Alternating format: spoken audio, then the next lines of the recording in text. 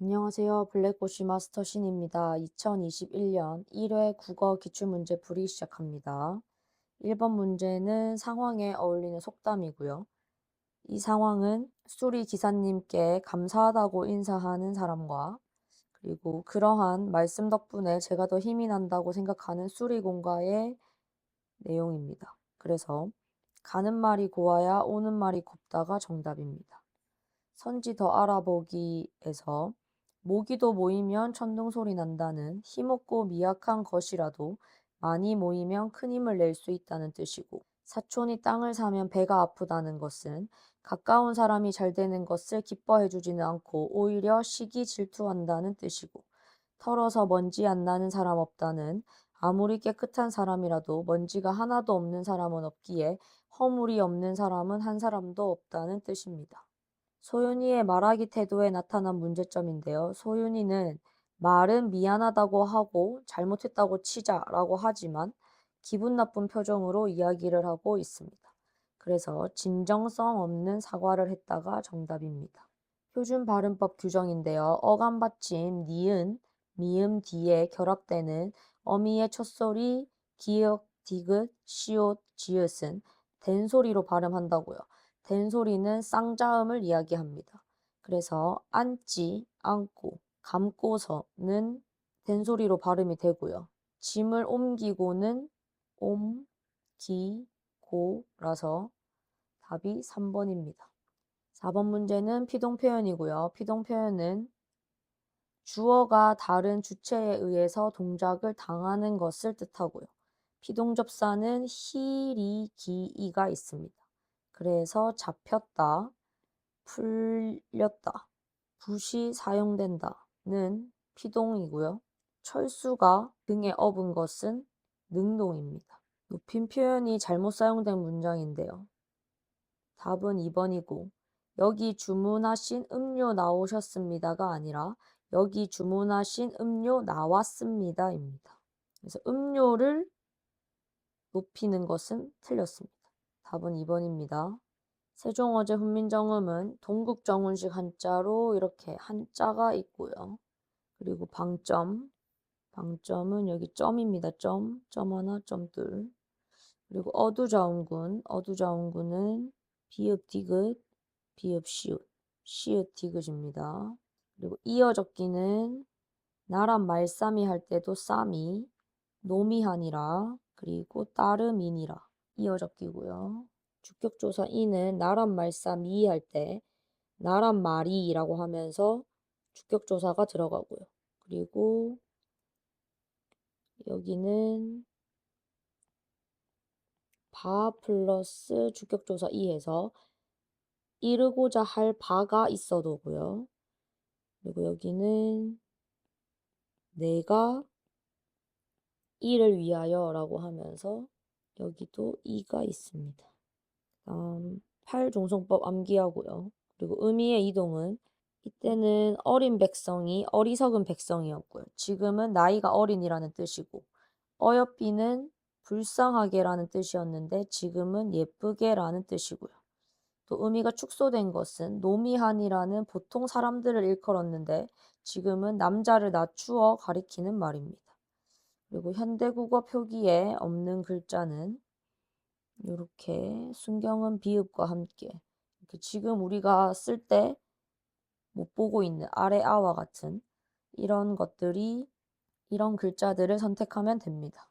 모음 조화가 지켜지고 두음 법칙과 구개음화는 없습니다. 그래서 훈민정음의 뜻과 창제 정신 4가지, 자주, 애민, 창조, 실용 정신 외워주세요. 중세국어의 특징인데요. 나란 말싸미에서 여기 이렇게 점이 있죠. 이것이 바로 방점이고요.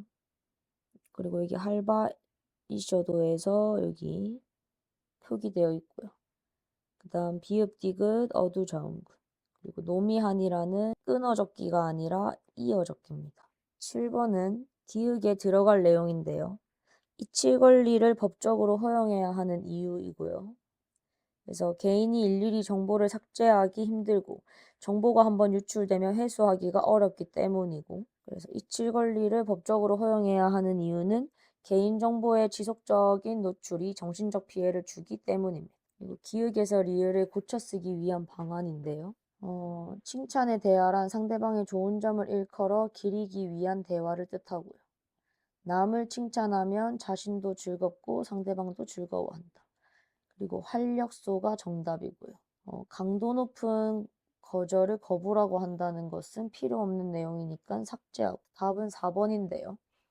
칭찬에 인색하지 않고 칭찬을 효과적으로 잘할 줄 아는 사람은 이라고 하는데 괜찮죠? 그래서 안 고쳐도 됩니다. 다음 시는 눈이고요. 김수영 씨가 쓴 시고요. 겨울밤에 내리는 눈을 대상으로 하여 부정적인 현실의 암담함을 극복하고 순수하고 정의로운 삶을 살고자 하는 의지가 나타난 시입니다. 시어의 의미는 기침은 불순물을 뱉어내는 정화행위고요. 젊은 시인은 불의와 타협하지 않고 순수성을 회복하려는 사람이고 죽음을 잊어버린 영혼과 육체는 죽음을 무릅쓰고 부정적인 현실에 맞서며 살아가는 존재를 뜻합니다. 그래서 이 시는 반복과 변형을 통한 점진적 강조가 있고요. 1년과 3년에서는 누는 살아있다를 반복하고요. 누는 생명력, 양심, 순수이고 뭐뭐 있다라고 하는 평서형 문장을 사용합니다. 2연과 4연에서는 기침을 하자를 반복하며 가래는 불순물이며 속물성이고 비양심입니다. 그리고 2연과 4연에서는 뭐뭐 하자라고 하는 청류형 문장을 사용하고 있습니다. 윗글의 표현상의 특징인데요. 이 시는 시구를 반복하여 시적 의미를 강조하고 있는데요. 누는 살아있다, 누는 살아있다, 누는 살아있다. 기침을 하자, 기침을 하자, 기침을 하자. 기침을 하자, 누는 살아있다, 누는 살아있다. 기침을 하자, 기침을 하자. 이렇게 시구를 반복하여 시적 의미를 강조하고 있습니다. 그리고 순수한 생명력을 지닌 존재는 바로 눈이고요. 추구하는 삶의 모습은요. 시인은 4.19 혁명을 계기로 현실 비판의식을 바탕으로 한 참여시를 발표하였던데요. 참여시는 문학이 사회 문제를 고발하고 해결하는 데에 적극적으로 참여해야 한다는 관점에서 창작된 시입니다. 그래서 답은 불의에 저항하는 삶입니다. 황석영의 삼포 가는 길이고요. 단편 소설이고 사실주의며 여로형, 그래서 여행을 하는 경로로서의 소설입니다. 그래서 성격은 사실적 현실 비판적이고요. 배경은 1970년대의 어느 겨울날이고 공사장에서 삼포로 가는 길입니다. 시점은 전지적 작가 시점이고 산업화 과정에서 소외된 사람들의 애환과 연대의식이 나타납니다. 그래서 정 씨가 고향을 찾아가는 여로를 중심으로 사건이 전개되고요. 여운을 남기는 방식으로 결말을 처리합니다. 그래서 길의 처음은 고립된 인간관계를 뜻하고 길의 끝은 교감을 나눕니다. 과거의 삼포는 고기잡이, 감자, 나룻배, 그리고 떠도는 자들의 영원한 마음의 고향이며 포근한 안식처를 뜻하는데 산업화와 근대화를 통해서 현재의 삼포는 방뚝과 관광호텔과 신장로가 있고 성격이 바뀐 농어촌이고 본원적 가치가 훼손되어 버린 고향을 뜻합니다. 그래서 전체 줄거리는요. 영달은 공사가 중단되자 밀린 밥값을 떼어먹고 도망치다가 고향인 삼포를 찾아 가는 정씨를 만나 동행하게 됩니다. 두 사람은 참샘이라는 마을의 국밥집에서 술집 작부인 백화가 도망쳤다는 이야기를 듣게 되고 그녀를 잡아오면 10,000원을 주겠다는 술집 주인의 제안을 받습니다. 둘은 삼포로 가는 기차를 타기 위해 감천으로 향하던 중 백화를 만나 동행을 하고 백화의 과거 이야기를 들으며 그녀를 이해하고 동정심을 갖게 됩니다. 영달에게 호감을 갖게 된 백화는 기차역에 도착하자 자신의 고향으로 함께 가자고 제안하지만 영달은 이를 거절하고 자신이 가진 돈을 털어 기차표와 먹을거리를 사주며 그녀를 혼자 보냅니다. 정씨와 영달은 대합실에서 한 노인에게 삼포가 공사판으로 변했다는 이야기를 들으면서 영달은 우와 일할 곳이 생겼다면서 좋아했고 정씨는 고향을 잃었다는 사실에 실망했습니다. 윗글에 대한 설명은 윗글은 소설입니다. 그래서 소설은 인물들이 처한 상황을 대화를 통해 나타내고 있습니다. 기역에서 리을 중 정씨의 말이 아닌 것인데요. 어디로 가려고 묻고 그다음에 또 하루 인연이 닿아서 말뚝박고 살게 될지 이런 때 아주 뜨내기 신세 청잔해야지 라고 하면서 우린 삼포로 갑니다. 거긴 내 고향이에요. 이것이 바로 정씨의 말이고요. 디귿은 영다리의 말입니다. 영다리가 말했다 다음에 디귿이 나오니까요. 윗글에 가에 나타난 백하의 심정인데요. 백하는 두 사람과 헤어지는 것을 아쉬워하면서 그들과 함께할 때 더욱더 솔직하지 못했던 자신의 모습을 헤어지는 순간에 드러내면서 그들을 향한 애정을 표현하고 있습니다. 그래서 답은 2번입니다. 윤성도의 오우가고요. 오우가는 5가지의 자연물을 벗으로 삼았다는 이야기고요. 물, 돌, 소나무, 대나무, 달입니다. 그래서 네 벗이 몇인가 하니 수, 석, 송, 주, 그리고 달입니다. 그래서 이 5, 물, 돌, 소나무, 대나무, 달 밖에 또 더하여 무엇하리. 윗글에 대한 설명인데요. 이 시는 평시조이면서 연시조입니다. 연시조란 시조가 여러 개 연결되어 있는 거고요. 그래서 시조의 특징인 종장의 첫 음보를 3음보로 맞추고 있다가 정답입니다. 기역에서 리을 중 다음에서 설명하는 자연물인데요. 사대부들이 추구하던 윤리적 가치를 발견하고 이들을 예찬하는 마음을 노래하고 있는 것을 골라라는데요. 그것은 바로 물의 영원성입니다. 그래서 물입니다. 물. 지금 여기서 구름도 바뀌고 바람도 바뀌고 잎도 바뀌는데요. 물은 바뀌지 않습니다. 정약용의 수호제기고요. 수호제라는 집의 이름을 제재로 삼았고요. 참된 자아를 지키는 것의 중요성을 말하고 있습니다. 관념적인 나의 마음을 구체화하여 그것과 대화하는 방식으로 글을 구성하고 자신의 과거를 반성하면서 되돌아보는 과정에서 얻은 깨달음을 말해줍니다. 그래서 이 정약용이 지은 수호제기는 한문 수필로요. 교술갈래 중 하나이고요. 알려주기 표현 양식이고 글쓴이의 경험과 성찰을 바탕으로 하여 감동이나 교훈을 전달하는 갈래입니다. 수필, 서간, 일기, 기행문 등이 있고요. 다른 문학 갈래에 비해 글의 형식이 자유롭고 글쓴이가 자신의 경험, 생각, 느낌 등을 직접 드러내는 방식으로 서술되며 자기 고백적이며 글쓴이의 개성이 잘 드러납니다. 구성 요소는 글쓴이의 경험, 깨달음, 인생관, 가치관, 개성 등이 있습니다. 윗글의 갈래는 수필이고요. 수필은 글쓴이의 경험과 깨달음을 전달합니다. 가의 내용을 고려할 때 기역에서 리을 중 성격이 다른 하나인데요. 가는 내 집, 꽃나무, 성현의 경전은 글쓴이가 지키지 않아도 되지만 나 스스로는 오직 내가 지켜야 한다라고 이야기를 합니다. 그래서 1번이 정답입니다. 윗글에 드러난 글쓴이의 주된 관점인데요. 수호제기의 주제는 참된 자아를 지키는 것이 중요하다는 것으로 답은 4번입니다. 윗글의 서술 방식에 대해서 이야기를 하고 있는데요.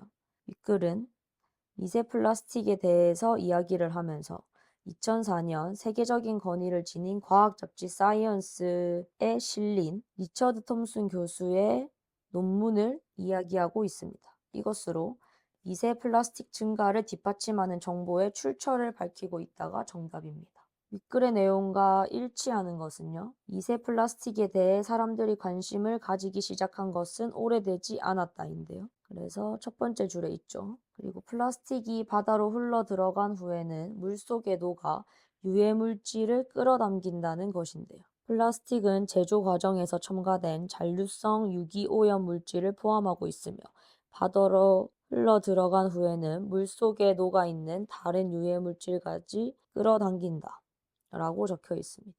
먹이 사슬 과정에서 미세 플라스틱에 농축된 독성 물질은 해양 생물의 생식력을 떨어뜨릴 수 있다고 여기 적혀 있습니다. 그래서 답은 3번인데요. 미세 플라스틱에 오염된 해양 생물을 인간이 섭취하는 것이 인간에게도 위험할 수 있다고 이야기를 하고 있습니다. 내장을 제거하지 않고 통째로 먹는 작은 물고기나 조개류를 즐기는 이들은 수산물의 체내에서 미처 배출되지 못한 미세 플라스틱을 함께 섭취할 위험이 높아지는 셈이다 라는 것을 통해 알 수 있습니다. 밑줄 친 부분이 기역과 같은 의미로 쓰인 것을 골라라는데요. 기역은 눈길을 끌기, 그래서 남의 관심을 쏠리게 하다라는 끌다를 선택하면 됩니다. 그래서 답은 2번입니다. 윗글의 내용 전개 방식인데요. 이 글은 어떻게 살 것인가라는 질문에 신나게 살기, 두 번째 의미 있게 살기, 세 번째 몰두하며 살기라고 대답하면서 글을 전개하고 있습니다. 그래서 질문에 대한 답을 세 가지로 나누어 제시하고 있습니다. 기역에서 리을의 뜻풀이로 적절하지 않은 것인데요. 접근하다는 가까이 다가가다, 매우 친하고 가까운 관계를 가진다라는 뜻으로 답은 3번입니다. 윗글에서 알 수 있는 내용은 어떻게 살 것인가에 대해서 쉽게 답을 내릴 수 없다라고 적어놨기 때문에 1번은 맞고요. 장난기를 잃지 않고 사는 것이 바로 신나게 살기라는 것입니다. 그래서 우리가 꿈꾸는 삶 중에 하나는 죽는 순간까지 장난기를 잃지 않는 것입니다. 그리고 몰두하는 경험은 우리의 삶을 좀 더 긍정적인 방향으로 안내합니다로 알 수 있습니다.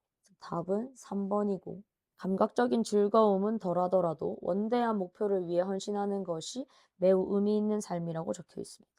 그래서 감각적인 즐거움만을 위해 사는 삶은 의미 있는 삶이 아닙니다. 자, 그럼 여기까지 2021년 1회 국어 기출문제 풀이였습니다. 파이팅입니다.